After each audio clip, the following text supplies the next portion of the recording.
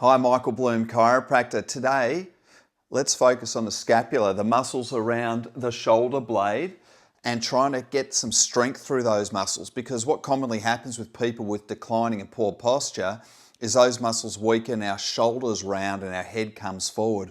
And just using a resistance band, there's a couple of really easy exercises you can do. You can just do them at home, do them regularly, and it will really help to waken up the correct muscles to help to set the shoulder blades back and around and help to pull the front of your shoulders open and be more broad-shouldered, less round-shouldered, and it helps your posture, you look better, and ultimately long-term you're going to feel better. So the first exercise, really simple to do, is you get a resistance band, you hold it out in front of you, and then what you do from this position is you just open your hands wide and you pull out like so. And then when you get to the open point, you hold, because that's when the muscles are really working. Then you come back slowly. So the movement is done slowly, the end point is held, ideally for a count of 5.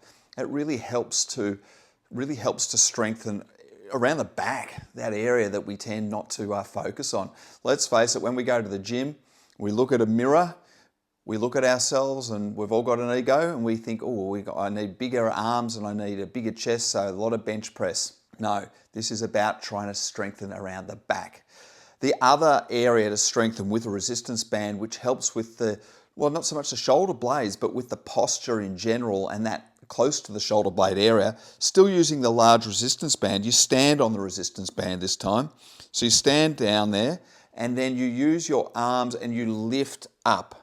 And then at the top, you count again for a count to 5, and you lower back down, up and down. And that really helps to activate the trapezius muscles. Again, something to really help that upright postural stance. With these exercises, how many should you do? Well, ideally, you do 10. So you do 10 of the first one.